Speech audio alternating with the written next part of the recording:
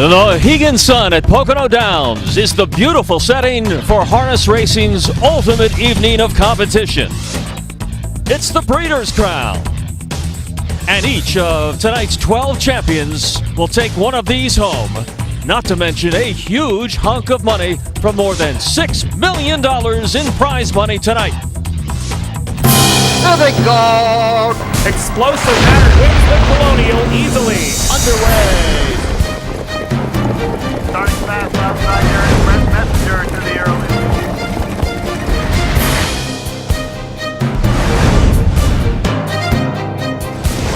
Five and 4 the halftime, just over 3 inches to go. At the top of the stretch. It is an absolutely gorgeous October evening at a wonderful setting. Mohegan Sun at Pocono Downs, just outside of Wilkes-Barre, Pennsylvania, in beautiful northeastern Pennsylvania, for the first time, the site of the Breeders' Crown 2010. And hello, everyone. I'm Lou Tilley. Welcome to our national broadcast. And for the first time here at Pocono Downs, but for the first time, all 12 Breeders' Crown events will be run at the same time. And we have just about one expert for every one of the races who will be showing you tonight. 4 of them live, 2 on tape. Welcome Steve Ross, the co-host of PA Harness Week, along with Heather Moffat, who we'll be meeting later. Steve, a longtime track announcer and expert on harness racing. And what a special night this is for the sport. It really is. Just amazing. Like you said, the first time in history, 12 events at one venue, the venue Mohegan Sun at Pocono Downs, although it's gotten a little bit nippy, so it's now becoming sort of like Mohegan snow at Pocono Downs. 51 degrees as we go to air tonight, and expected to go down into the upper 40s, but an extremely fast track. And Steve, let's take a quick look at the 4 races that we'll be seeing live tonight. Absolutely. Okay, the $300,000 Breeders' Crown Open Pace for mares.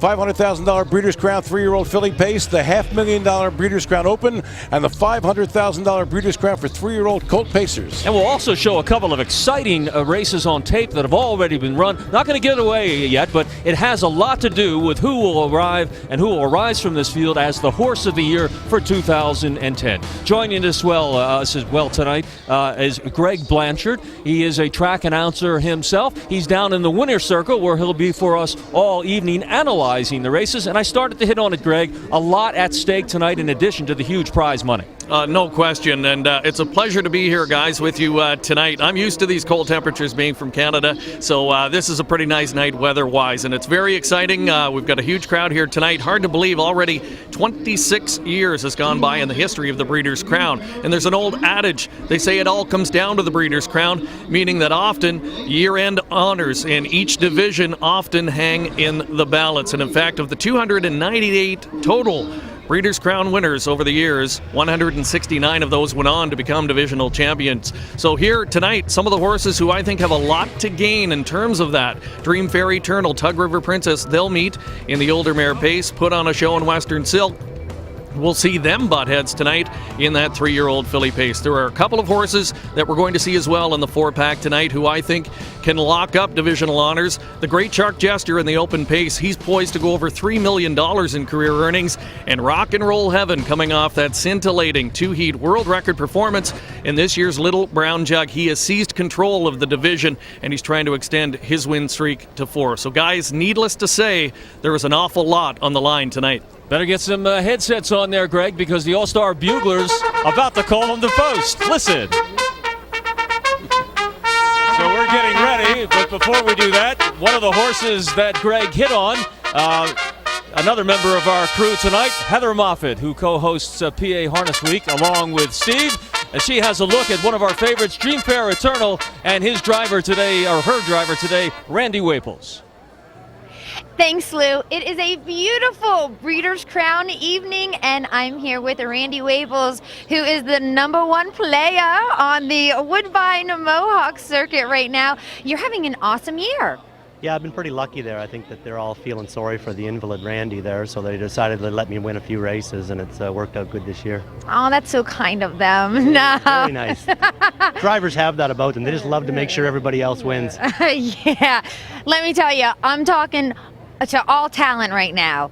These gold and blue colors, total talent. Now, speaking of talent, let's talk about Dream Fair Eternal. She took the bye, so she didn't have to go in the elimination last week. Now, is that going to hurt her or help her having that week off? I think probably it'll help her. You know, she's had some tough racing lately, and anytime that she does come off a layoff, she's always raced quite well. And Pat, he keeps her tuned up, and you know, I think she's needed a bit of a break. She needed a break when she got home from the Meadowlands, and it worked out good. She came back very powerful, and you know, now she's got another 2-week break. And like I said, I think it'll play into her hands. Awesome. Well, have a great night and good luck tonight. I really appreciate it. And I just wanted to say, too, man, you look good, Heather. Ditto. Back to you guys. Oh, boy, if there's an air of familiarity there, Heather and her family, 3 generations in standard bred training down in Delaware. Heather, a trainer herself, knows these drivers very well. Steve, let's take a look at the field now and try and pick out some of the favorites in the 11th race, the 11th crown race of the evening. Okay, last week in the Elim, not enough. Pulled a real shocker at 14-1. You will not get that generous a price tonight. 7-2 in the morning line with Jim Morrill Jr., a top driver here at Mohegan Sun at Pocono Downs. Vols Hanover, number 2 with Dan Dubé, looks to be ambitiously placed. Number 3 is Chancey Lady, Andy Miller, 12-1. The 4-horse Dream Fair Eternal down from Canada looks like a tough one. Show Her the Money at 10-1 with Ron Pierce. Ginger and Fred, Brian Sears at 5-1. And the field completed by Southwind Tempo, Tim Tetrick. On the glass, Yannick Gingras, a long shot.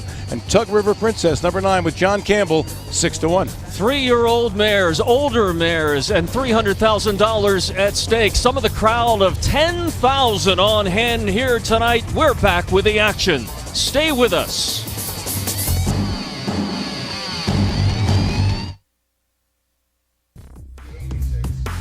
It's been a spectacular day of events and pageantry from the late afternoon here at Mohegan Sun at Pocono Downs. And those, of course, taking a tour of the 5/8 mile track, the Budweiser Clydesdales. And it sort of has something to do with the genesis of this great sport. Hey, we talked a little bit earlier about Dream Fair Eternal. Right now at 3-2, the betting favorite, the 4-horse for our upcoming Breeders' Crown race for older mares. But right now, let's talk about the 9-horse who you gotta love just because of the driver here, Hall of Famer John Campbell at 14-1.